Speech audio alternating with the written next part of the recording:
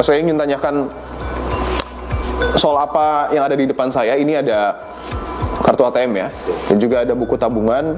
Mas ini menjadi bagian dari sindikat judi online yang pusat kantornya itu ada di Sihanoukville, Kamboja. Tapi memang mengoperasikannya dari Indonesia. Dari Indonesia, betul. Mungkin bisa dijelaskan Mas, tugas Mas ini seperti apa? Karena ini baru sebagian ya, belum semua. Total ada berapa mungkin kartu ATM dan buku tabungan yang Mas kelola? Kalau di semuanya dari e-wallet sampai bank ya, ada 500 ribuan rekening. 500 ribu rekening? Iya, betul. Kartu ATM dan buku tabungan ini fungsinya untuk? Untuk terima permainan, uangnya, rekeningnya. Digunakan oleh perusahaan judi online di Kamboja untuk menerima deposit dari orang-orang yang bermain judi online. Betul. Tapi pertanyaannya, bagaimana bisa mendaftarkan sebanyak ini?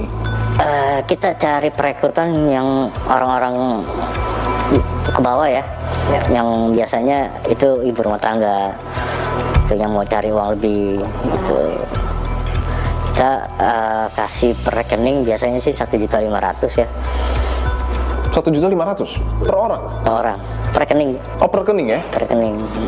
Jadi satu orang itu bisa buat 5 bank ya. Apakah Mas yang mendaftarkan ini ke bank-bank atau seperti apa? Ada lagi yang itu bagian perekrutan. Teknisnya mungkin bisa dijelaskan? Jadi kita berikan handphone baru dengan kartu yang sudah aktif ya. Nanti kita suruh yang perekrut ini ke bank, suruh daftarkan. Setelah selesai jadi kita kasih uang. Dan mengapa harus sebanyak ini? Karena lebih dari 100 website kita pegang, Mas. Ada berapa mungkin? Ada sekitar 150 website lah. 150 website? Ya, betul. Sistem penggunaannya ketika nanti dimanfaatkan oleh perusahaan judi online di Kamboja itu seperti apa? Jadi di situs itu kan ada deposit, rekening deposit, rekening withdraw, rekening tampung. Dari deposit ini, misalkan ini rekening deposit, setiap 5 juta itu harus dipindahin. Setiap 5 juta harus Dipindahkan karena peraturan. Tujuannya untuk apa? Biar aman. Oke. Setiap 5 juta itu rata-rata 10 menit aja sih. 5 juta itu langsung dipindahin.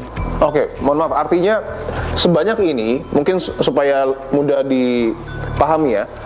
Ketika ada satu aliran uang yang kemudian masuk ke satu buku rekening, tidak akan bertahan lama di satu buku rekening, tetapi akan terus berputar. Terus satu situs itu ada 5 rekening pemindahan. Oke. Dari deposit, kadang ke withdraw, ke tampung lagi, ke tempat yang safety ini. Orang yang memiliki identitas ini tahu kalau identitasnya digunakan buku rekening yang kemudian ia buka untuk judi online. Tahu. Soalnya kita untuk perpanjang rekening kita kasih per 3 bulan. Selagi mereka tidak ada masalah, tidak ada penarikan, kita beri gitu. Tadi sudah dibahas ya Mas, bahwa ada beberapa tabungan dan uangnya terus berputar dan berujung di satu rekening. Satu rekening? Ya. Itu disebutnya? Tabung besar. Tabungan besar? Nampung? Tampung besar. Oh, tampung besar, oke. Ada mungkin dari salah satu buku tabungan ini yang bisa diberikan jadi contoh? Ini salah satunya. Di buku tabungan ini adalah buku penampung yang kemudian menampung uang dari aliran transaksi judi online sebesar 588 juta rupiah.